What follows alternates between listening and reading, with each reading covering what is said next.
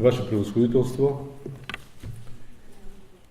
уважаеми дами, уважаеми господа, разрешете ме от името на кмета на община Варна, господин Иван Портних, от името на общинското ръководство и лично от свое име да благодаря на организаторите за тази среща, за тази инициатива, която се готви може би повече от 6 месеца и вече сме на етап реализация. Една такава среща вече беше организирана за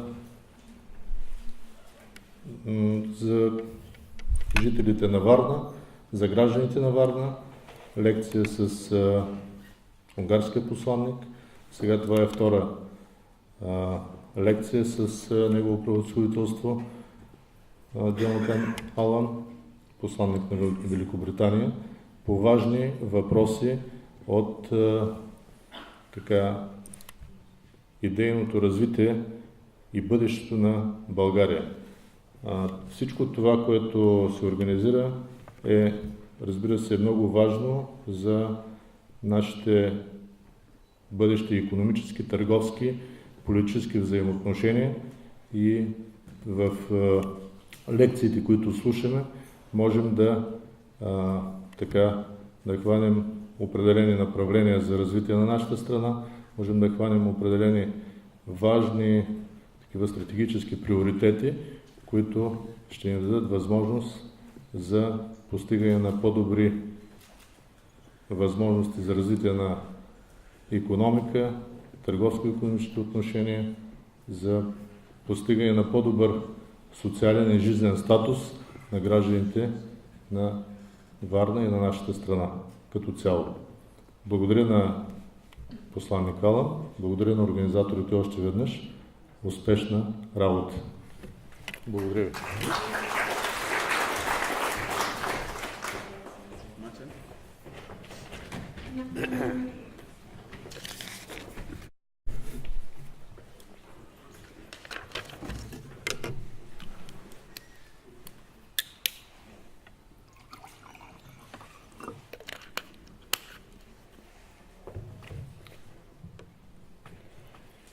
Well, good evening, everybody. First of all, my apologies that I'm not speaking in Bulgarian tonight.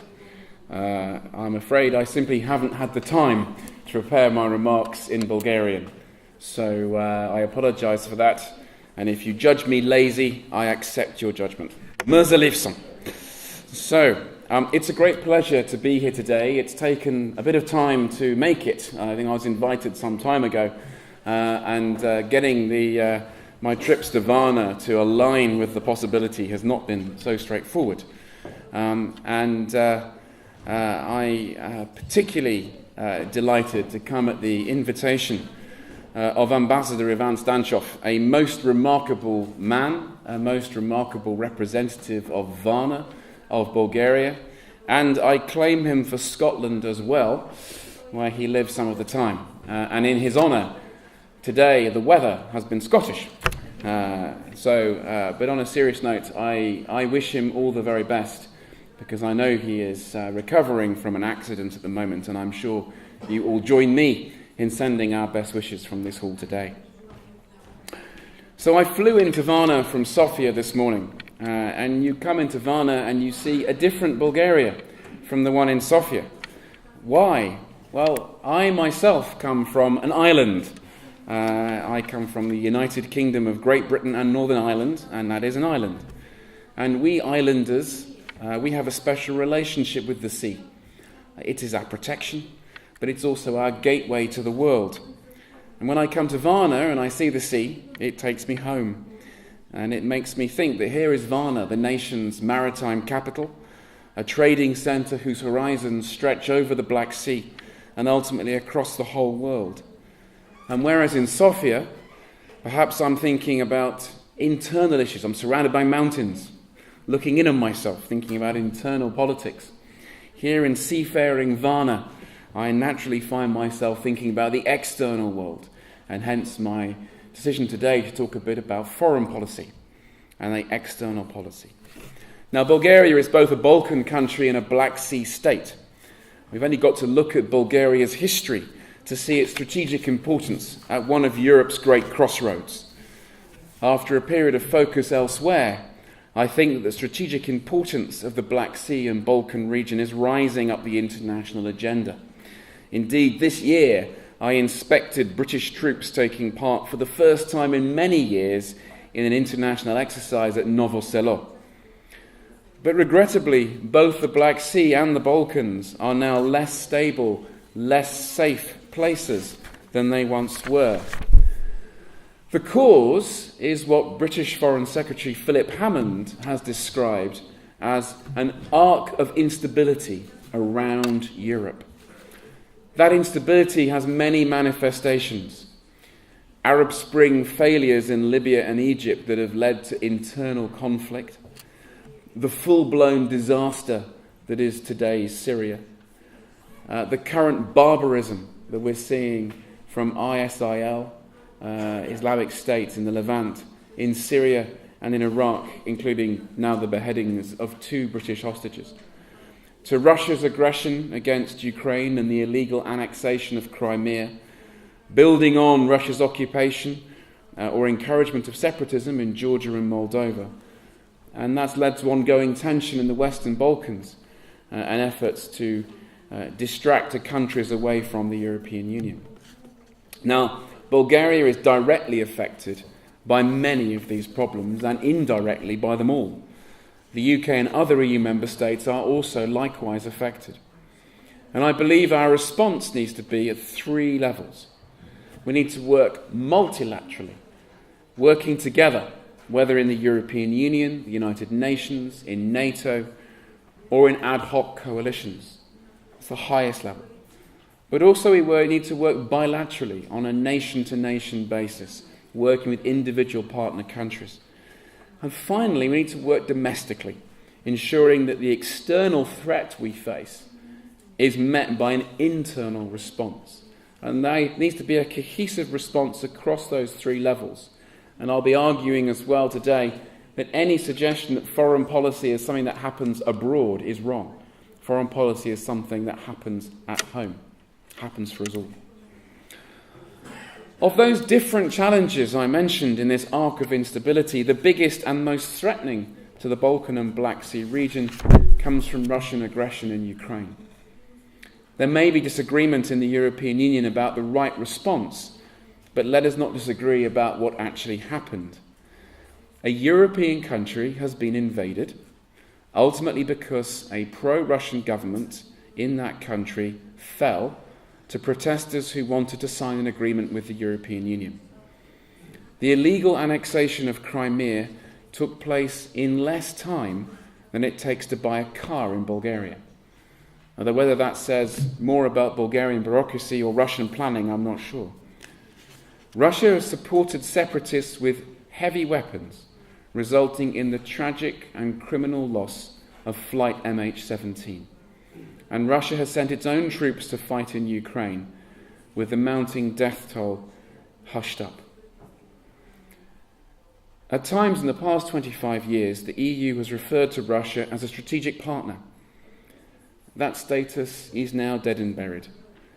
However much we may admire Russian culture, and I do, and be friends with the Russian people and trade with Russian companies, we cannot ignore the fact that the post-Cold War settlement has been ripped up by Russia and by Mr. Putin. It turns out that we didn't know what we thought we knew. So as European nations and the EU collectively, we have to unite against this threat. We have done so primarily through sanctions, targeted at individuals and companies who have encouraged aggression and stand to benefit from it. Those sanctions have had an impact, in particular in capital flight, and Russia's economy is predicted soon to enter recession. We've also moved to prevent Russia acting like a normal member of the international community, for example, through its suspension from the G8. It will be a long, long time before Russia can take up a place back in the family of normal nations. However, acting collectively at EU level is clearly made harder by the dependencies some countries have on Russia, including Bulgaria. I am not someone who thinks that's a bad thing. or wrings their hands over the slow European response, or considers the European response to be weak. It is not weak. It is precisely because we, the European Union countries, are not autocracies, but democratic market economies, that some of us have over the past 25 years allowed ourselves to make market-based decisions which have made it difficult to unite cohesively and directly against Russia's actions. But if we had a warning in 2009 with the gas war with Ukraine, we have now got red flags, flares and sirens going off all around us now. We have no excuses. We must diversify our economies and especially our energy sources to make ourselves capable of swift and uncompromising action in the future.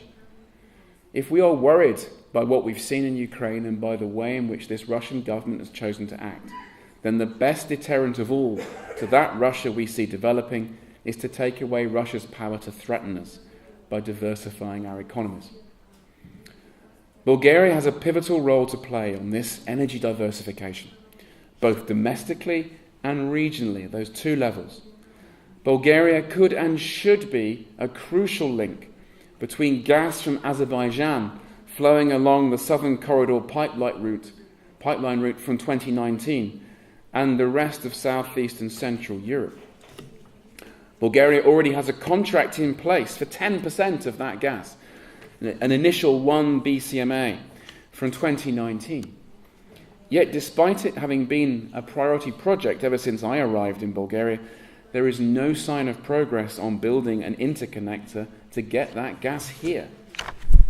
And if that doesn't happen, the markets won't stand still. The gas will be reallocated elsewhere. Croatia is talking about building a pipeline down its coast to join up to the Southern Corridor in Albania. You could find a situation where the gas flows in from Turkey across northern Greece, goes up the coast, around Bulgaria, up Croatian coast, and back into southeast and central Europe, bypassing Bulgaria completely. Bulgaria says it wants to be an energy hub. If you want to be an energy hub, you need links to your neighbours. So beyond this basic building project in its own backyard, Bulgaria could be a lead player in regional efforts to develop markets, pressing Romania to upgrade its gas ring, as it keeps promising to do, and pushing for the necessary interconnectors with Serbia, Romania, Hungary, and further afield. If it's to be a regional hub, then not only does Bulgaria need links to its neighbours, but it needs adequate storage so it can supply gas at times of high demand and store it at times of low. And there is a need for storage at Chirin, but also at Varna's very own Galata field, just off the coast here. And Bulgaria needs the open energy markets, the politics, if you like, an economic element that go with the infrastructure revolution, starting at the regional level. The V4+, a grouping that is based on Hungary, Poland, the Czech Republic and Slovakia, and includes Romania and Bulgaria and occasionally Greece, have proposed an energy market for this area, moving more quickly than EU efforts in this region, in this area. An energy market that would see the free trade of gas and electricity. And I think that's a huge opportunity for Bulgaria. Domestically, there is much more to be done on energy security. In addition to diversification that would come from bringing Azeri gas into Bulgaria, and even LNG, liquid gas, potentially from Greece or Croatia, Bulgaria has its own potential resources in the Black Sea. And as many of you will know, there's a British company, Melrose Resources, also known as Petroceltic, that operates out of Varna port off the coast here.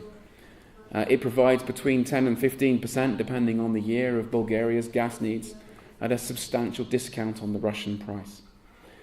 But I find it baffling that Bulgaria is not doing all that it can to encourage domestic gas exploration and production. Instead, sometimes it seems that the authorities are acting to prevent the exploitation of Bulgarian gas. Now, I don't want to tread on a sensitive area too soon after an election, but I wanted just to touch briefly on the question of shale gas. All I will say on shale gas is that I would have thought it was in Bulgaria's interest to at least know what the picture actually was. So look, in the UK, following extensive North American experience, we've decided that it's possible to exploit the benefits of shale gas whilst managing the risks. That's our decision. That doesn't have to be Bulgaria's decision. It's for every country to make its own decision. And it's none of my business if Bulgaria just says, no, the risks outweigh the benefits. That's absolutely Bulgaria's sovereign right. But to make a risk-benefit calculation, you need to know what the benefits are. And you need to know what's actually underneath the soil of Bulgaria.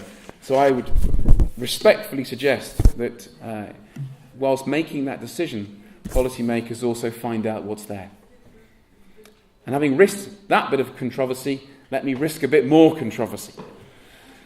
I think Bulgaria's government, whoever forms the next government, could shine the spotlight of transparency on the South Stream gas deal. Let's be clear what South Stream is not.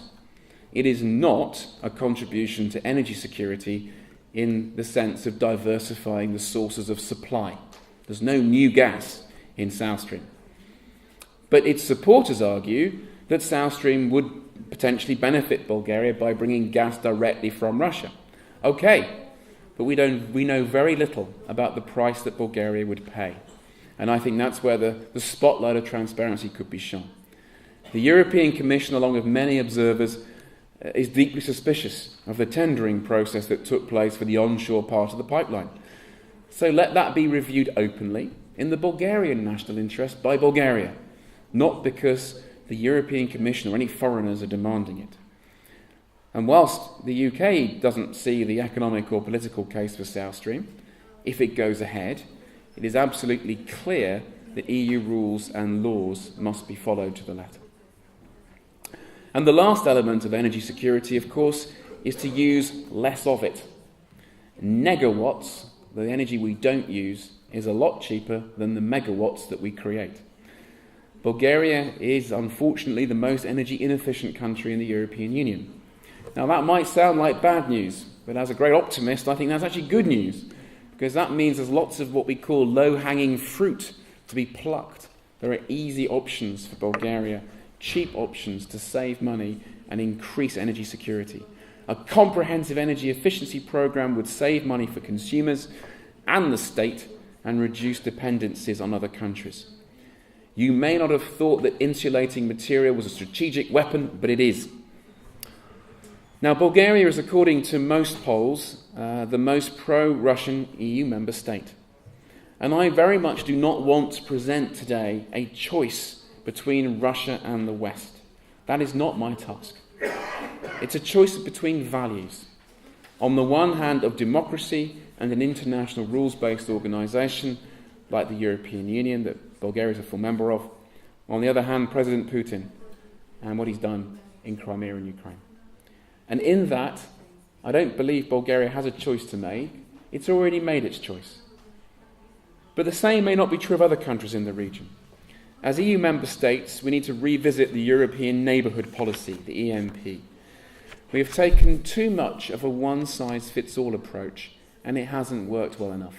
If I'm honest, I would say that the European Union has taken an approach that is too, I won't want to use the word arrogant, but it's too much saying, if you fulfil our conditions, then we will help you in the following way.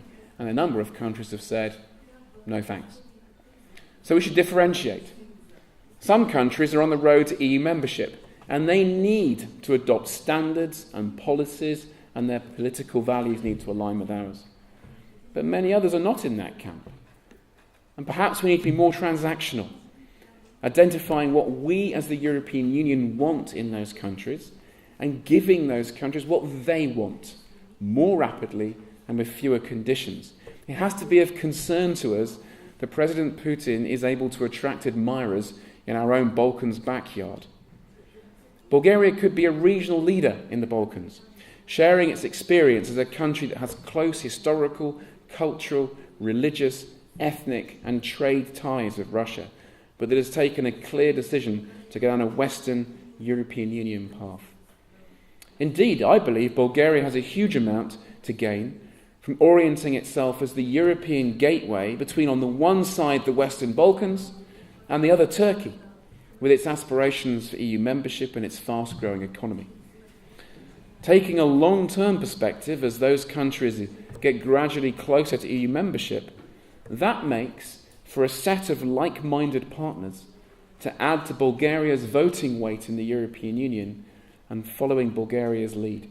That's a real strategic prize for Bulgaria. Now, we do not only see threats to the east of Europe, to the southeast too, in particular with the rise of Islamic State in Levant, ISIL, and instability in Syria. We need to join up our multilateral, bilateral, and domestic efforts. We are already seeing individual member states, including Bulgaria, playing a role in ensuring that local forces on the ground have the capacity to deal with ISIL. The US, the UK, and others have carried out air attacks on ISIL positions. A coalition has formed. This is not a theatre where the European Union and its institutions are going to take a lead role. It is neither the right problem nor the right sort of problem for that. But in addition to our individual actions and policies, there is a lot that we can do collectively. Getting humanitarian aid into Syria and Iraq is vital. The EU is also well suited to the task of helping Syria's neighbours to deal with the flow of refugees and attempts to destabilise them, especially in Jordan and in Lebanon. An EU candidate country, Turkey, has huge numbers of refugees to house and should attract our support. But we need also to make sure that we are making the right links between external events and threats and our collective and individual internal policies. We need to make sure that our mevares are joining up with our външни ministry. ISIL is a threat as a potential haven of instability for those terrorist groups with ambitions to attack the West. But it is also already attracting large numbers of foreign fighters, including many from EU countries, including many from my country, who are travelling to Syria and Iraq to take part in this conflict. They are already radicalised, and whilst many will become swiftly disillusioned, for others the fire within will burn more brightly, and the weapons handling skills they have learned will raise a serious threat to our countries and our peoples. That presents us with a challenge at every level.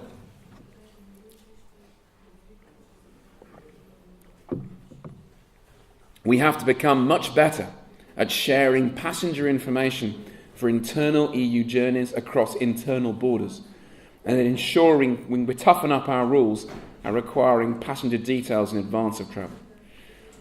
We need to be more robust at stopping individuals whom we suspect of travelling to Syria.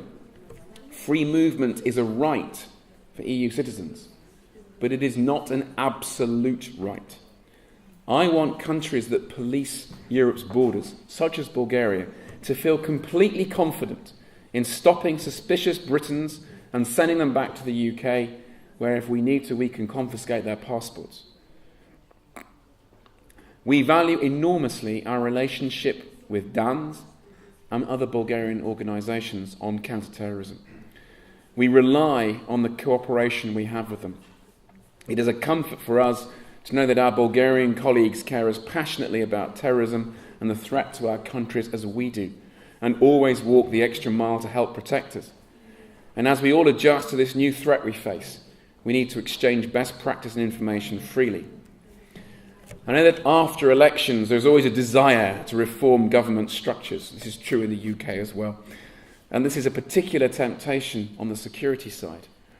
I just hope that whoever assumes power in Bulgaria will ensure that DANS and other agencies are able to continue to operate at their current high levels and do not go through a debilitating change process that weakens them just when they are needed most. In this post-Edward Snowden, post-Julian Assange age, we should remember that we rely on our intelligence agencies to protect us. Whilst it is right that we consider questions of data protection very carefully, let us not put ourselves in a position where we consider those charged with protecting us more dangerous to us than those who openly state they want to kill us.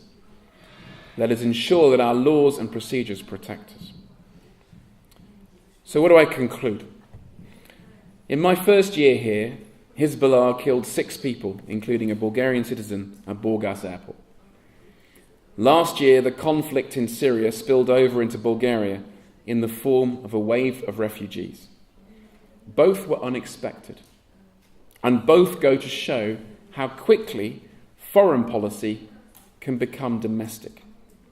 In just that way, the Russia-Ukraine issue might feel like foreign policy for those further away, but in Bulgaria and this Black Sea and Balkans region, it feels quite domestic. My conclusion is that as the world around our shores becomes more dangerous and unpredictable, the case for the UK and the case for Bulgaria to engage with that world becomes stronger. Isolation is not an option. Prevarication is not an option. Failure to engage exposes us to greater future risk. And as we do so, we cannot think of foreign policy as something that diplomats do or ministries of foreign affairs do abroad, buried in the inside pages of the newspapers with little real consequence for us. We need instead an integrated response with cooperation between countries in broad collective endeavours, but also separately on a one-to-one basis. We need to ensure our domestic agencies and policymakers and lawmakers are playing their full role. Energy policy is foreign policy now. Domestic security is integrally linked to our foreign policy response. We need to remember the lessons of the seafarers of Varna and Great Britain. We know in our hearts that we only know for sure what we can see on this side of the horizon. The ship that appears on the horizon could be bringing war, or it could be bringing trade. We cannot ignore the world around us, and it matters far too much to us to leave it to the diplomats. It's the business of us all. Thank you very much.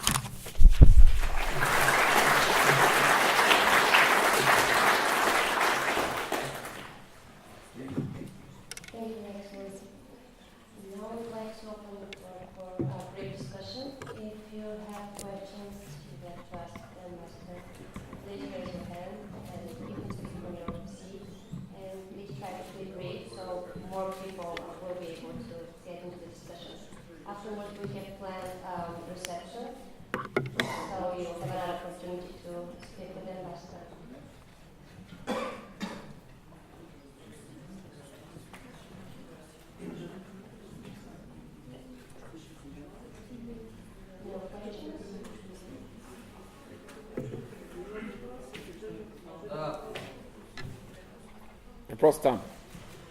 Можете ли да кажете какво означава определението splendid politics? Would you like to define the term splendid politics? I don't think I know the term. Това е измислено по Втората световна война. Описано е от Чърчил, от Кисинджер и от Брежински.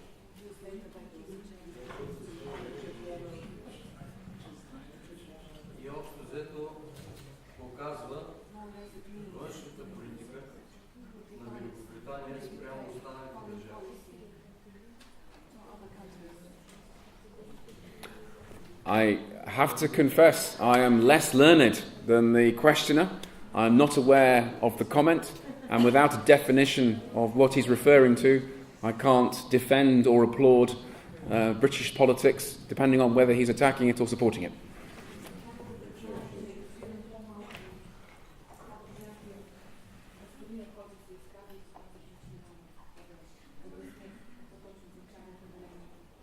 Ще си позволя първо една малка забележка към организаторите. Редно е все пак да има възможност и българския превод да се чуват всички в залата. Ако може да станете на микрофона да го превеждате, за да става ясно с какво става дума. Много ви е далече микрофона и почти не се чува. Така. И въпросът е следния. Последните ви думи бяха, че изолацията не е възможно за решаване на проблемите и трябва да имаме интегриран отговор. Isolation is not a key to decision making. You should have an integrated approach. Така, въпросът ми тук е, когато говорим за интегриран отговор, отчитате ли, че България се чувства доста изолирана и изоставена от европейските държави по отношение на проблемите, които имаме с бежанците. Talking about an integrated approach, don't you think that Bulgaria feels much more isolated by other European Union countries? И това, защото най-бедни в Европа, Европа богатата оставя на нас да решаваме заплахите, които ни идват от ислямска държава. Okay. Вече в България има такива клечи. Вие го знаете прекрасно.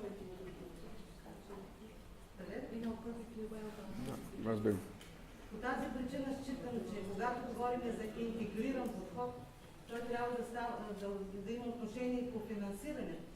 Тоест трябва малко да интегрирате финансирането в нашата битва с това, което се случва. Okay, разбирам въпроса. Well, let me answer that question on a few different levels, if I may. I referred in my remarks to a wave of refugees that had been unexpected in Bulgaria. And the reason it was unexpected, and it was followed by also a wave of asylum seekers and economic migrants. The reason it was unexpected because it hasn't happened before. It's a new phenomenon in Bulgaria. Bulgaria is not used to being a destination for migrants. It is used to being a source of emigration, not a destination for immigration. It therefore came as quite a shock to Bulgaria. Now, I think the Bulgarian government at the time did a good job, and I was very supportive of them in the job they did, because they had to get a number of organisations and institutions that were not established to deal with such numbers, and they had to deal with a real problem, and I think they did it as well as could be expected. Do you want to translate that bit? Бих искал да отговоря на този въпрос на много нива. Относно моята забележка за това, че България имаше няколко вълни от имигранти и това, което казах, че те не бяха очаквани, нека обясня. Наистина дойдоха имигранти, т.е. бежанци. Освен това дойдоха и имигранти, които търсиха политическо убежище, а освен това дойдоха и икономически имигранти, които търсиха работа. И наистина това не бяха очаквани вълни от имиграция, тъй като до момента това не се беше случило в България. До сега България беше източник на имигранти, а не дестинация, направление, което да получава такива. Така че смятам, че българското правителство се справи с този неочакван проблем много добре. И аз подкрепих българското правителство в това, което те правиха. Създадоха се определен брой институции, които се занимаваха с тези проблеми. So, whilst the numbers were significant for Bulgaria because they were unexpected and unprecedented, in real terms and in relative terms to the size of the population, they are not in any way bigger, in fact they're considerably smaller than the numbers of people who go to the UK every year and to a number of Western European countries. And in terms of the financial element, the UK made a modest contribution in kind to the Ministry of Interior for a project that they required help with. Other European countries provided quite serious sums of money. Frontex, the European sort of border cooperation agency, has deployed in Bulgaria across its borders. But it is, generally accepted that countries are expected to be able to deal with migration issues themselves. They get some assistance, of course, if they need it.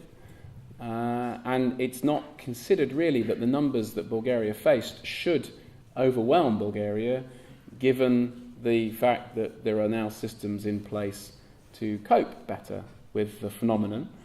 I think the number is 10,000 out of a country of 7 million. That shouldn't be an overwhelming problem. Put it in context, I think, if I'm right, Lebanon has a population, I'm going to get this wrong now, whatever the population of Lebanon is, it has, I think, received 1.2 million Syrian refugees, and it's much poorer than Bulgaria is. So I think that would be my second part of my response, and I can see our interpreters writing frantically, so I'll let her answer that bit. and then I'll do the third bit about security. Относно значителните броеве миграция към България, бих искал да кажа, че това беше наистина безпрецедентно явление. Относно това дали е бил висок или нисък този процент на мигранти към България, бих искал да кажа, че това е относително нисък процент миграция към България. Такава миграция има всяка година към Великобритания и към други страни от Западна Европа. И бих искала да кажа, че Великобритания също се намеси и предостави финансова помощ, както и други страни от Европейския съюз, за да може България да се справи с въпроса за бежанците. Например, британското правителство участва финансово в проект, който се отнася за бежанците. Frontex, организацията, която се занимава с европейска гранична сигурност, също осъществи финансова подкрепа.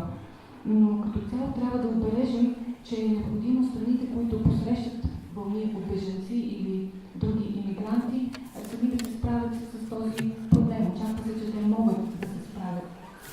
Освен това искам да отбележа, че броят имигранти в България не е толкова значителен, съотнесен с общия брой на населението в страната. 10 000 човека, отнесен към страна от 7 милиона души. Само ще бих искала да кажа в този контекст да дам пример с Ливан, която е много по-бедна страна от България, в която в момента се намират 1,5 милиона сирийски бежанци. And then on the security side, I think this is a really important question. And one of the reasons why I wanted to be so clear about my appreciation of the efforts of Bulgarian security services to help identify threats to our common peace and security in the European Union. And I say common peace and security because I do believe that the bombing at Burgas airport was a very significant moment. It was not carried out because Hezbollah had anything against Bulgaria. It was carried out because Hezbollah wrongly thought that Bulgaria would be an easy place to operate. It wasn't an easy place because they'd been caught through an excellent operation by the Bulgarian security authorities and the prosecution, and I salute that operation. And we're working now with the Bulgarian authorities on the security side, and it's a real priority, and I think we should acknowledge the priority it is for all of our countries. Thank you for the question. Относно частта на въпроса, която засяга сигурността, бих казал, че считам, че това е изключително важен проблем и бих искал да бъда съвсем ясен в моята висока оценка към организациите в България, които се занимават с въпроса за престъпността, организираната престъпност, общата тема за сигурност. Говорейки за общият мир и общата сигурност, искам ясно да кажа, че ние считаме, че бомбардирането, бомбената експлозия на летището на Бургас не стана, защото Хизбола искаше да видя в България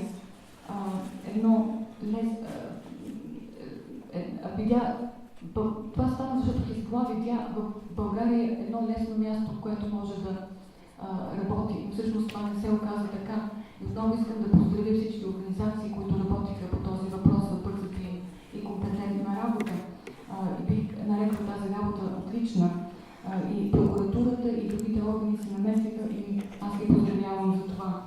И искам да отбележа, че ние работим с българските власти по въпросите за сигурността. Thank you.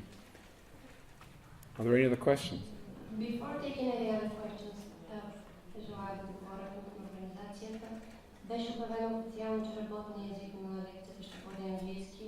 За съжаление няма средства да дадем превод до цялата зала. Благодаря ви.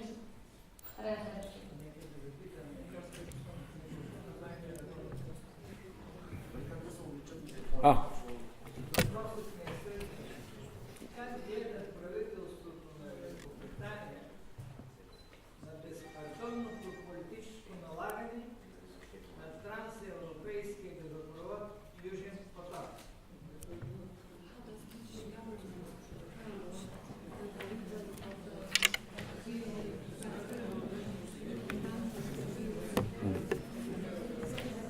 Okay.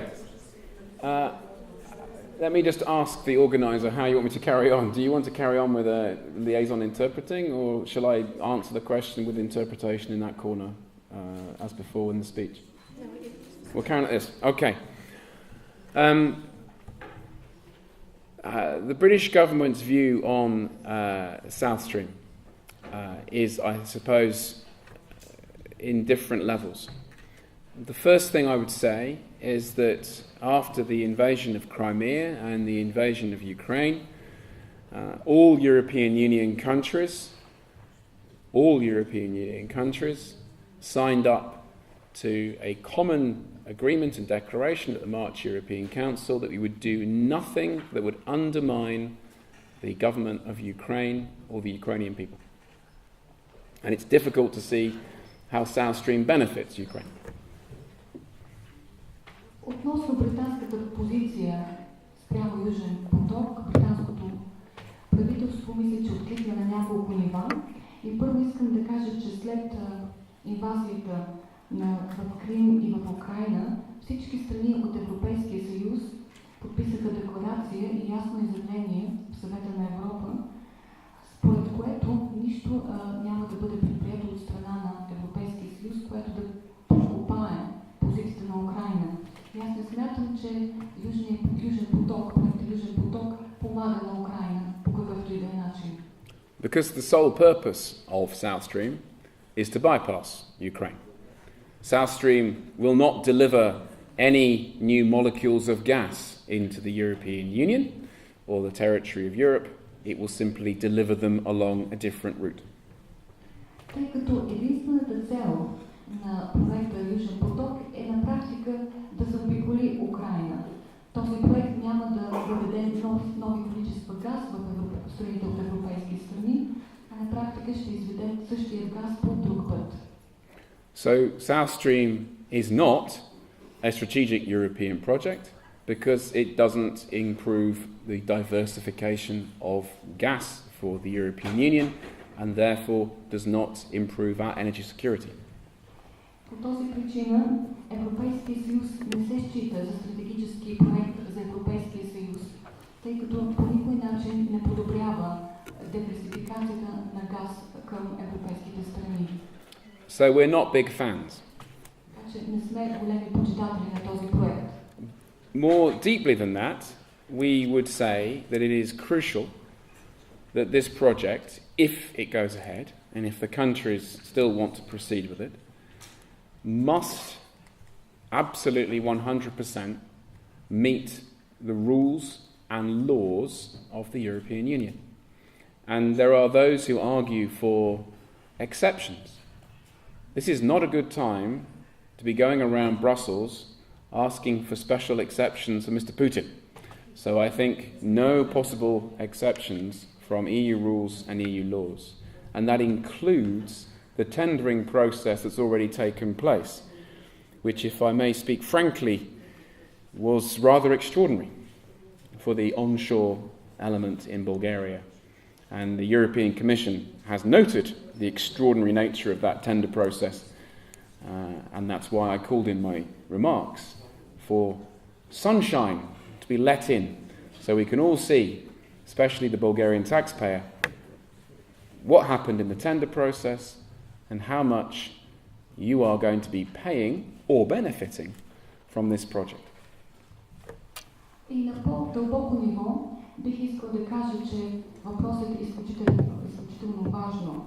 Ако този проект Южен поток продължи и на практика се случи, е необходимо на 100% той да отговаря на правилата и законите на Европейския съюз. Някои казват, че може би подходящо този проект да бъде с някакви изключения в рамките на Европейския съюз. Смятам, че това не е добро време, не е подходящото време да налагаме такива изключения и да изискваме такива изключения специално за Путин.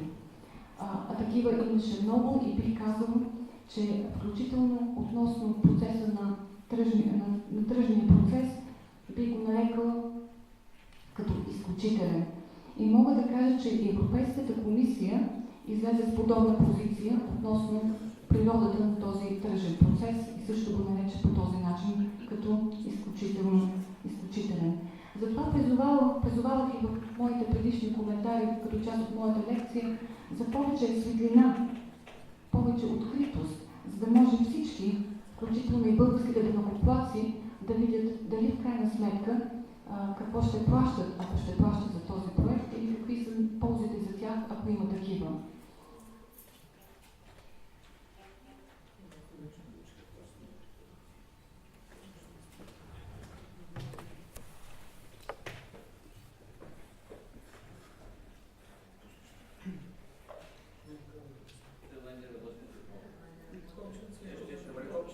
Посланник Алан, сърдечни поздрави от целия екип на Фундация Кариджан и господин Иван Станчев. Ще му предадем вашите думи за този възстановяване. Казвам се Апостолов и имам следния въпрос. Вие говорихте за това, че не трябва да правим избор между Русия и Запад. Като вързвате това с избора между ценности между изтока и Запада. Разбира се, че в ситуацията, в която се намира България, като член на Европейския съюз и отдавна присъединена към евроатлантическите ценности, няма как да говорим повече за избор между ценности. Ние сме направили нашия избор. Но ако се съгласите с това, си задавам въпроса дали тогава истинския въпрос не е избора между ценностите на всички нас в Евроатлантическия съюз и една диктатура. Говорихте за диктатурата на президента Путин. Поне аз така ви разбрах. Защото става въпрос за режим, който определя как се развиват нещата в Европа. И всички знаем какво е било в близкото минало отношението на силните държави към диктатурите в света. Говорим за Либия, говорим за Ирак и така нататък. Тоест подходът, който се приема е един доста смел и силен подход, който в крайна сметка води до край на тази диктатура. Okay. Така че наистина ли е въпрос на ценности или е въпрос на справяне с един режим? Okay. If I've understood the question right, let me answer it. If I haven't, then interrupt me. So first of all, actually I didn't say that. I said that it wasn't a choice between East and West. It was a choice between the values of a democratic, rules-based institution like the European Union and the government of President Putin. And I was very careful about that because I don't believe in this East and Western clash of values thing. I don't think that's true. And I certainly don't believe that Bulgaria must make some choice. In fact, I gave a speech at the Atlantic Club in Sofia, the small brother of this august institution. I gave a speech there in August last year when I argued precisely the opposite. I think I said, put Bulgaria in the center of your maps, trade everywhere, have links everywhere, don't make a false choice about being only a Western country, because that doesn't make any sense to me. And I was particularly talking about that in reference to Turkey, as it happens. There was actually a question from the lady representing the Association of Editors earlier about a political party, DPS, and the fact I'd met them. And I think in Bulgaria it is very interesting that I'm not sure there is a proper strategy to enhance the benefits for Bulgaria of its neighbour Turkey and its relationships. That's a long part of my answer. Do you want to have a go at that in brief, and then I'll try to remember where I was. Ще започна да отговарям, ако не съм разбрал съвсем ясно, моля ме прекъснете. На практика не казах всъщност това. Аз самия не вярвам в тази опозиция източни и западни ценности. Всъщност това, което казах е, че имаме избор между ценностите на Европейския съюз като демокрация и тези на Путин. Въобще не вярвам в този сблъсък на цивилизационни идеи между изтока и запада. Ще се върна към една лекция, която изнесох през август миналата година в Атлантическия клуб, в която ясно посочих, че е необходимо и считам, че трябва да поставите България на центъра на картата на света и да търгувате с всички, не само с западни страни, но и да имате повече връзки с всички страни. И конкретно имах предвид всъщност Турция, когато говорих за това. Тъй като че ли нямаме конкретна организация в България, която да отговаря за увеличаване на връзките с Турция. Това би било полезно за страната, като Турция, като съсед. И мисля, че точно това говорихме по-рано, когато отговарях на въпросите на дамата, която е главен редактор от медия, когато говорихме когато отговарях на нейния въпрос за ДПС. Trying to get back to the subject. So, I don't think there is a choice to be made between people, and nor do I think that Mr. Putin and those around him are Russia. I think that's a very simplistic thing to think. Russia is a very complicated place, and I would hate to take away what Russia is from its people and invest it in one person. Nevertheless, I think since that lecture last year, a more clear choice has to be made, and that's why I say the choice is really about the power we allow Mr. Putin to have over us. In Russia, commercial policy and foreign policy go hand in hand. The Russian state is willing to companies are willing to lose money if it's in the service of the Russian state. This is not a liberal market economy and democracy like Bulgaria is. And that's why I believe that we need to ensure that we are not vulnerable in the future to that sort of attack. Now, of course, in the countries you mentioned, there was a military response, and I cannot see the circumstances in which anyone in the West, in Europe, wishes to have a military confrontation with Russia. That would be fairly crazy and a disaster of diplomacy anyway. But there are things we can do to make ourselves more secure, and that's why I talked about those things. Не смятам, че можем да правим, че имаме избор между конкретни хора. Не смятам, че примерно Путин олицетворява цяла Русия.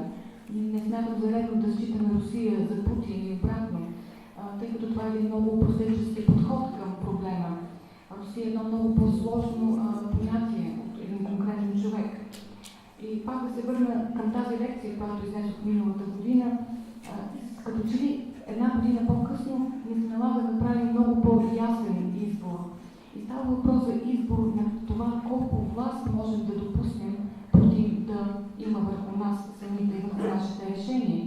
Тъй като е важно да обясним, че в Русия търговската политика на отделните компании съвпада с политиката на страната за чуждестранната политика.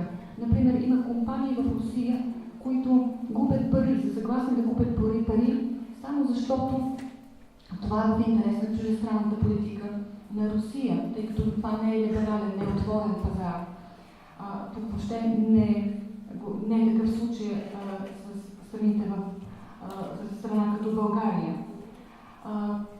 Относно въпроса, който зададохте за страните, които за това дали е възможен военен отпор, военен отговор, бих нарекла лудост или пълна катастрофа, ако някоя западна страна реши да предприеме такъв военен отпор. Но въпреки това искам да добавя колко са важни въпросите за сигурността и колко трябва да работим за тях.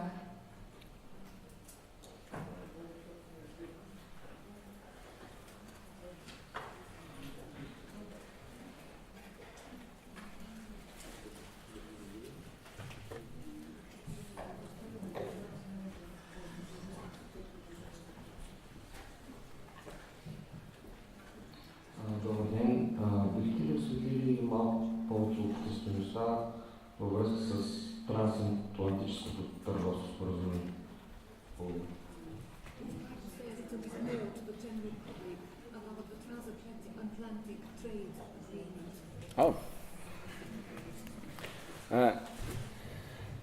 Oh. Yeah, I mean, I think in very general terms, this is part of a wider package of economic changes that I think are on the agenda of the European Commission, the new European Commission, with, of course, the Bulgarian Commissioner Kristalina Georgieva as a Vice President, which are vital for the future economic growth of our two countries and, more broadly, the European bloc. And I think that the transatlantic trade partnership has in itself the potential to increase our GDP by up to 2% a year, which is an enormous amount, depending on how much we can do. It's got enormous potential. Let me stop and I'll come on to some of the other things I would say are important for our economic growth.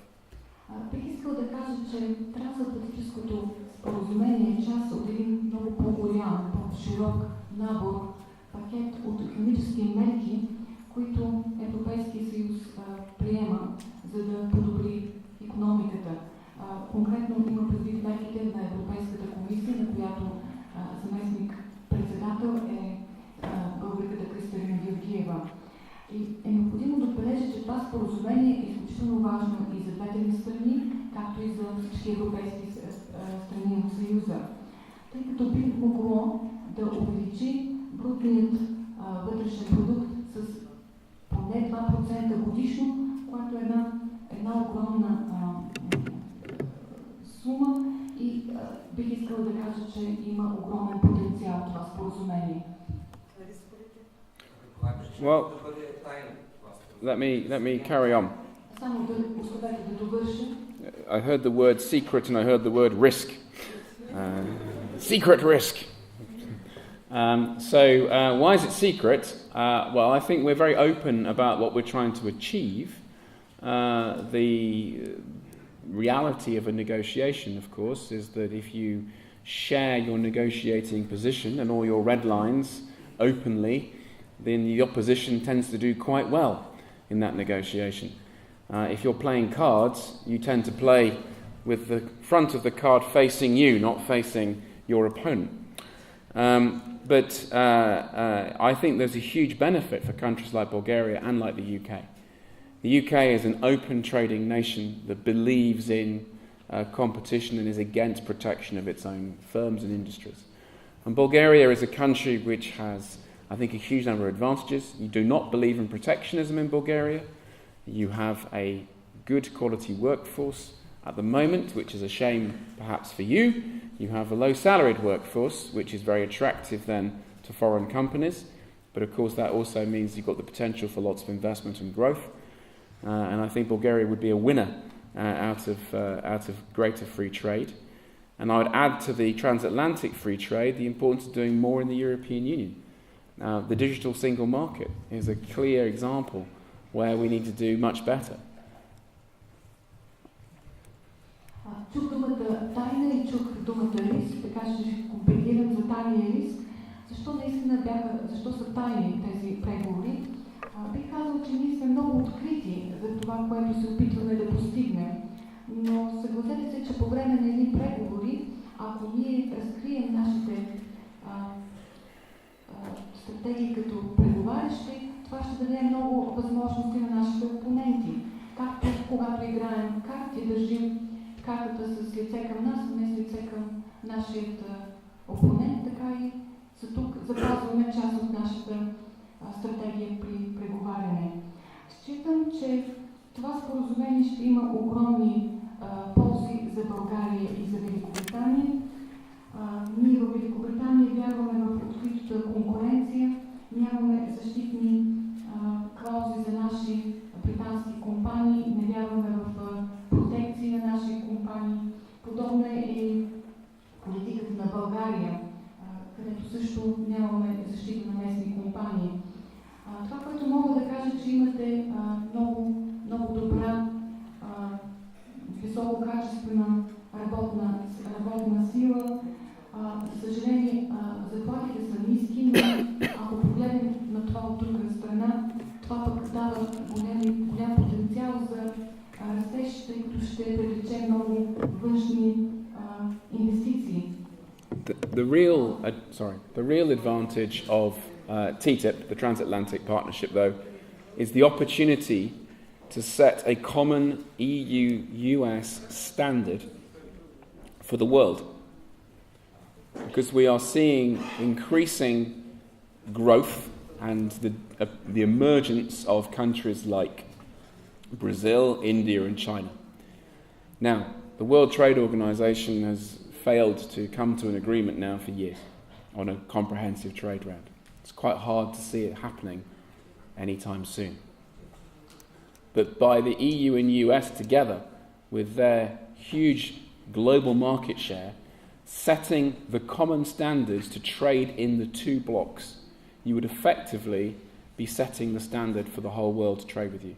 And that's a really big prize if we're looking forward strategically over the next 50 years. Because the risk otherwise is the US will go and do it with China, it'll go and do it with the Pacific countries, and the EU will end up having to adopt someone else's standard if it wants to survive. И само да довърши това, което него превъзходителство каза преди това, огромни са потенциала на тези споразумения и само мислете за дигиталните пазари и какво това споразумение ще подобри в тези пазари. Относно трансатлантическото споразумение, едно огромно предимство на това споразумение е, че то ще въведе стандарти на световно глобално ниво, стандарти, които ще бъдат въведени от Европейския съюз в споразумение с Съединените щати. И това ще бъдат стандарти, които ще бъдат валидни навсякъде. Ако имате предвид какво точно се случва в момента, има новопоявяващи се нови икономики, като тези на Бразилия, на Индия и Китай, които се развиват изключително бързо. За съжаление, Световната търговска организация не успя години наред да създаде едно общо споразумение за подобен световен глобален стандарт за търговия. И не предстои в бъдеще подобно споразумение да бъде инициирано от Световната търговска организация. Така че, ако Европейския съюз и Съединените щати използват своите огромни пазарни дялове и създадат едни общи стандарти, това ще бъде много добро в стратегически погледнато. Иначе, ако това не се случи, това, което ни очаква в бъдеще, е Съединените щати да сключат подобни споразумения с Китай и с страните от Тихия океан или с други страни. И на практика Европейския съюз да бъде изолиран и да се наложи Европейския съюз да налага стандарти, които вече няма да бъдат, ще бъдат различни стандарти, няма да бъдат тези стандарти, за които говорим. And finally, we need to complete the single market amongst ourselves. There is a ludicrous rule that means that if you are a Bulgarian who wishes to teach people to ski in France, you can't. Because according to the French authorities, the snow there is special. And only people who are licensed by the French ski authorities can teach people to ski. It's clearly crazy. You can sell skis across the European Union without any problem, but you can't teach people to ski across the European Union. It's a small example, but it's repeated over and over and over again in protected professions, of which Bulgaria does not have many. So again, Bulgaria stands to gain enormously from other countries opening up their economies and their professions to Bulgarians on a fair basis, and that would increase our economic growth. И накрая да завърша, това споразумение ще ни помогне да приключим с създаването на един наистина свободен пазар в рамките на Европейския съюз. И ще спомня едно доста странно правило, като например това, че учител по ски, който е българин, не може да работи, да обучава скиори примерно Шамони във Франция. Необходимо е това да бъде скиор по ски, който да е акредитиран от Френската асоциация. Което е доста странно, защото ние можем да продаваме ски свободно в рамките на целия Европейски съюз, а се оказва, че не можем ние да обучаваме, ние в българите случаи, да обучаваме някой във Франция как да кара ски.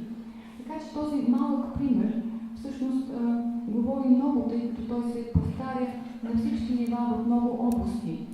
И по този начин, като въведем подобно споразумение, ще повдигне подобни защити на местно ниво на организации и на хора. И само България би могла и ще спечели изключително много от това споразумение, тъй като ще бъдат открити именно и границите на пазара за труда по този начин.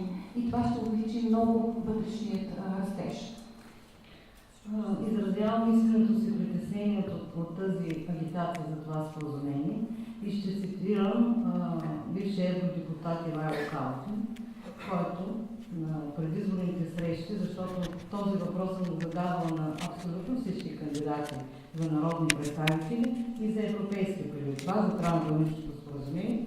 И Ивайло Калфин, който е един от най-информираните евродепутати, български му предвид, изрази голямото си притеснение за това, което ще последва за България и нещо повече.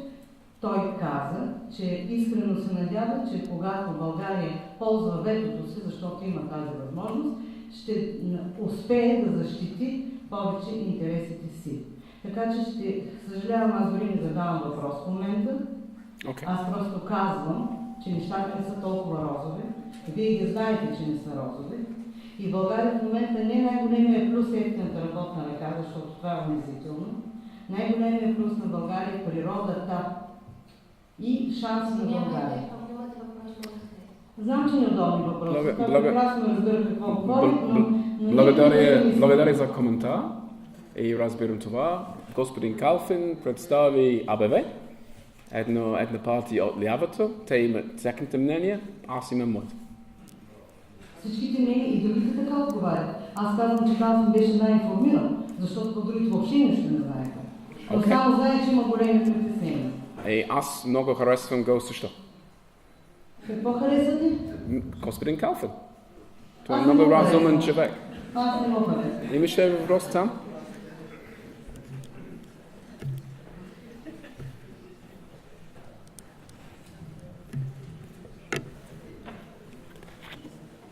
Здравейте, Милена Продълга, Института за пазарна икономика. Искам да се върна към една от първите теми, имиграцията. Тъй като за нас, българите в България, за пръв път се случи това, което предвид ситуацията в Сирия, Англия като държава имате богат опит с имигранти. Бихте ли споделили добра практика, съвет, като усещане българите малко се чувстват застрашени от тази вълна на имигранти по позициите, които сам споделихте? Като какво споделете някаква добра практика, за да и българи, и сирийци да бъдем в синхрони, душевно равновесие, икономическо също. It's a really interesting question. The UK has gone through and experienced an enormous amount of migration. And I think in the last census in the UK, there were 1 million people who spoke Polish as a first language. And that's out of a population of 60 million. Благодаря ви. Наистина интересен въпрос. Обединеното кралство има огромен опит в тази си роля, тъй като непрекъснато посреща огромни по брой имигранти. Само ще спомена последното преброяване на населението, според което в Великобритания живеят 1 милион полски говорящи, в страна от 60 милиона. So, and at that time, where I was walking around Sofia and seeing signs saying Bulgaria za Bulgarite, at the same time I was being criticized very heavily in the news for the response of some elements of the British media to Bulgarian migration to the UK. И докато по това също време се разхождах в София и виждах надписи България за българите, бях много критикуван за това, че част от британските медии имаха много подобен подход към българските мигранти в Великобритания. And so I conclude from that people everywhere take time to get used to a new phenomenon. They take time to get used to change. And even in our globalized world, it takes time to get used to people coming from a different community and living with us. And that is not an economic answer or a legal answer. It's a very human answer. It's about people's feelings. And I think those of us who work in public policy, sometimes we take too much of an economic or legalistic approach.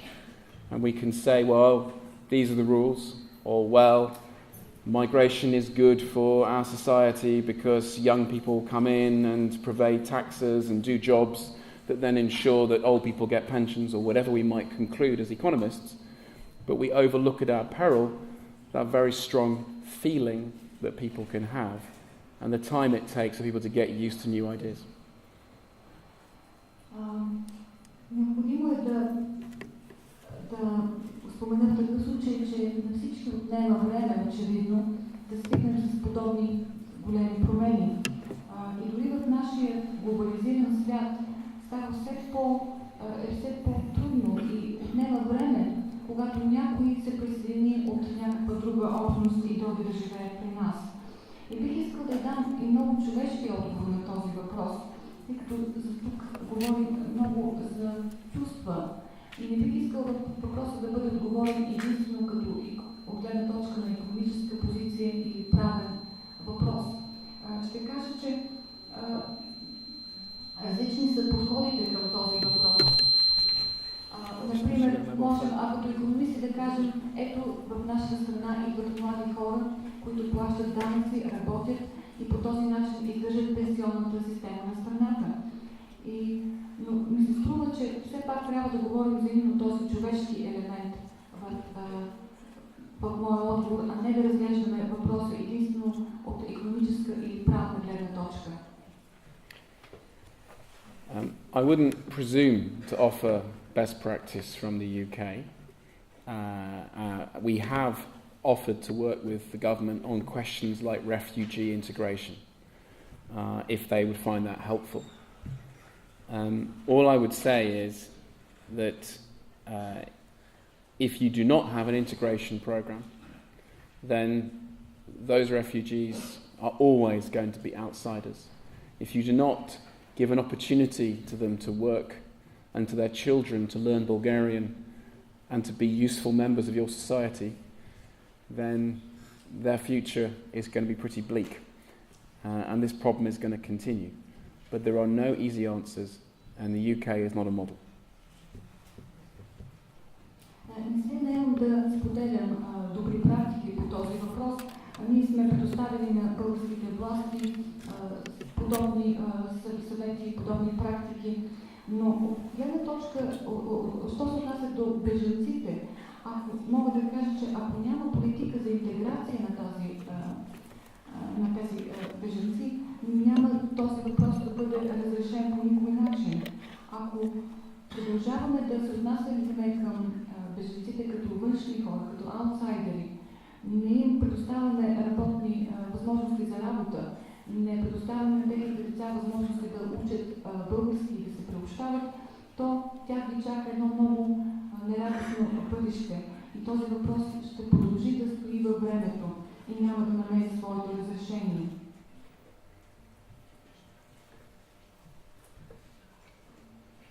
Ваше превъзходителство, както се е дал доктор в педагогика, и това ме кара да се тревожа за българските студенти, които следват в британските висши училища. Вероятно вие знаете, че в предстоящия уикенд ще има форум Световно образование и на този форум ще присъстват 32 британски университета, които ще набират български студенти за вашите университети. По осведомение, че 86% от завършващите студенти в Великобритания започват работа в рамките на 6 месеца, което за мен е реална индикация за една добре функционираща икономика. Въпросът ми е, ако британска фирма припознае български студент като бъдещ отличен служител, с какво трудовото законодателство на Великобритания би попречило между този студент и британската фирма. The very last bit. Може ли пак да повторите? Аз също не разбрах въпроса съвсем. Не го ли разбрахте? От коя част нататък не разбрахте, за да придорите? Въпросът. Въпросът. Разбрах преди въпроса. Така. Аз също не го разбрах. Значи, ако британска фирма може би припознае думата, предете моите, защо няма да я разберете. Ако си хареса, може да кажете въпроса, благодаря.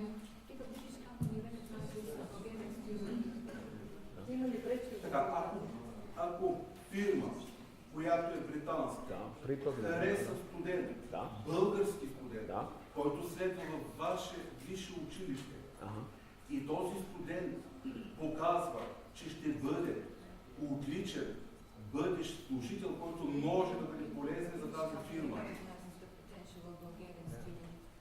С какво британското трудово законодателство може да възпрепятства сключването на договор между студента с британската фирма? Окей. Не е възможно. Българските студенти имат същите права от британски. Те са европейски граждани. Ние сме всички европейски граждани. Имаше 7 години, в които имаше няколко мерки за защитите на нашия труден пазар. Също така в същия начин България сложи няколко мерки срещу чужденци също, например, за да имат своите къщи тук в България. А след тези 7 години няма сега ограничения и български студенти са като британски студенти. И разбира се, те са отлични. И много се радвам от факта, че още повече от тях отиват в британски университети. И трябва да кажа също, че има нов феномен, според мен, че сега виждам още повече, всяка година, още повече британски студенти, които учат в България. И това трябва да показва нещо също, нали? И преди 2 седмици, аз присъствах в една церемония в УНСС в София. Беше една програма между УНСС и Nottingham Trent University. Nottingham е моя роден град, Nottingham и Пловдив, 2 градове, отколкото аз съм. Имаше 20, мисля, студенти, които се успеяха в програмата. Това е бъдещето, нали? Студенти от различни страни, в другите страни, програми заедно, малка част в Англия, малка част в България, където е по-слънчево и по-приятно. И мисля, че това е бъдещето. Аз може да кажа, няма проблеми за тези българи. Аз лично се надявам, не защото аз съм против или срещу българите да останат в Великобритания, не, напротив. Но аз лично се надявам, защото аз вярвам в България като страна. Аз се надявам, че тези отлични студенти, може би има различни опити и възможности за тях в Великобритания, но надявам се, че те се върнат в България и ще работят за България и ще помогнат на България. И мисля, че това трябва да се случи, защото има тайно оръжие, което има в България. Доматите на баба. Всички вярват, че доматите на баба са най-добрите през целия свят. Българите не могат да станат далече от тези домати твърде много.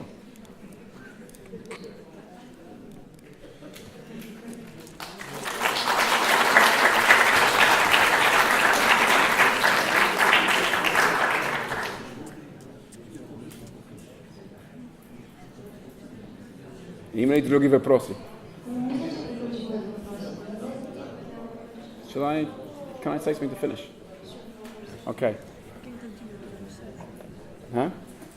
Не знаю дали да говори на английски или на български сега. I'll carry on. The reason I've spoken in English today is because I'm addressing some very sensitive issues and some very difficult issues, and I do not pretend in foreign policy or migration or in Syria refugees or in the trade agreement that the lady referred to. I do not believe that there are easy or simplistic answers, and that's why I've chosen to speak today in English. And I make a lot of speeches which are easy speeches to make because they're about my belief in Bulgaria. This time I've chosen a difficult topic because it's one that divides us. It's one that makes us confront some very sensitive and deep-rooted feelings in ourselves. Бих искал да завърша, като обясня причината, поради която избрах да говоря на английският език. Избрах да говоря на английски език на тази лекция, тъй като тя засяга много чувствителни въпроси. И не бих искал да твърдя, че въпроси като външна политика или въпроси, отнасящи се до сирийските бежанци или въпроси, засягащи трансатлантическото споразумение, са леки или прости за отговор.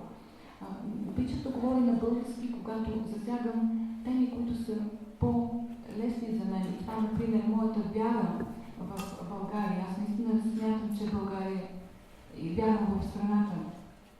Но тези въпроси, които засягахме днес, тези теми са изключително трудни, тъй като това са теми, които ни разделят, понякога се конфронтираме по тях, тъй като има много чувства, много чувство в тези теми, дълбоко коренено в тях. По тази причина избрах да говоря на английски. And I didn't want to therefore make a mistake or to be imprecise or to be superficial. Поради тази причина не исках да направя грешка или да бъда повърхностен в моя отговор. But the biggest impression that I have, and some of you may know that my time as ambassador is coming to an end. I was appointed for 3 years in January 2012, and I can't believe it's nearly January 2015. But go on, please. Но бих искал да споделя моето най-голямо впечатление в рамките на тези 3 години мандат като посланик. Както знаете, някои от вас знаят, че мандатът ми изтича. Дори не мога да повярвам, че бях назначен през декември, през януари 2012 и вече януари 2015 наближава. My biggest impression and my starting point is that the relationship between Bulgaria and the UK at a government level and the relationships between people, and I spent today in Russe speaking to British people in Russe who absolutely love Bulgaria to a point where they consider Bulgaria to be so superior to the United Kingdom they cannot believe that I am seriously contemplating returning to London. Най-голямото впечатление, което искам да споделя, е именно разликата в взаимоотношенията между Великобритания и България. От една страна на ниво правителство и от друга страна на ниво хора. И ще дам пример с днешното ми посещение в Русе, където се срещна с местни британци, които живеят, населяват Русе и които считат, че България във всяко отношение превъзхожда Великобритания. И те не могат да повярват как в края на моя престой аз смятам да напусна България.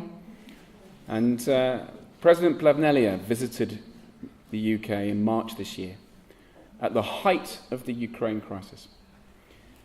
And he had a huge influence on the British policy making because he was able to talk about how it felt to come from this area, how it felt to believe in a Western future in terms of a rules-based system for Bulgaria, but have very strong links as a nation to the East. And I think that together the UK and Bulgaria will continue this strong partnership. We will continue, as the UK, to listen very carefully to what our Bulgarian friends say. And we will continue to have challenging conversations and find a common approach.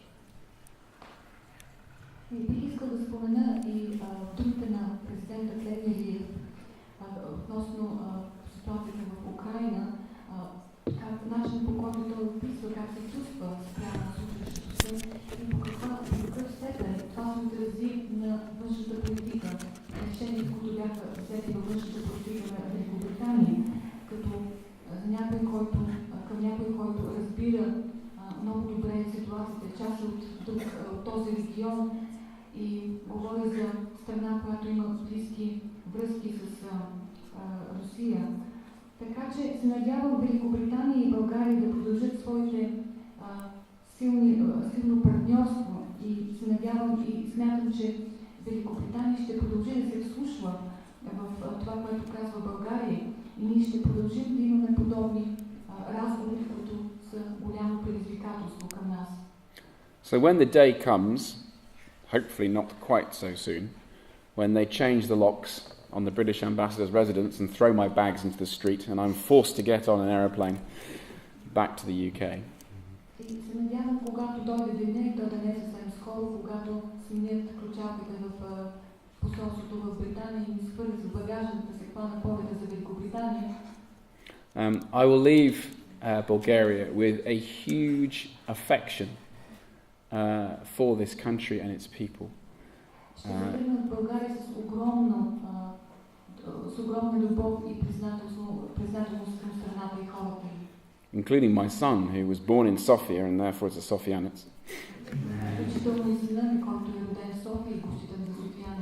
I've told him that's his problem because I'm a Plovdivčanin.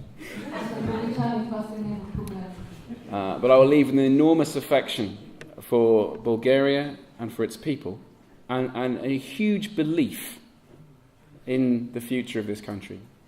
And I'm not saying that because it's going to get me a round of applause. I'm saying that because I am passionate inside the UK government about the importance, the significance and the potential of Bulgaria. And I will carry on being passionate about that when I've left. Ще се тръгна с огромна доза обич, защото много вярвам в бъдещето на вашата страна, на България. И не казвам това, защото очаквам да чуя вашите ръкопляскания, а защото имам много страстна позиция в рамките на британското правителство за важността на България и за огромния потенциал на България. И ще продължим да устоявам тази страстна позиция. So let me finish by thanking you all for your attention. Let me actually apologise to the lady for being a little bit rude to her in her question or comment about the TTIP. And let me also thank our interpreter for a valiant effort tonight. Thank you.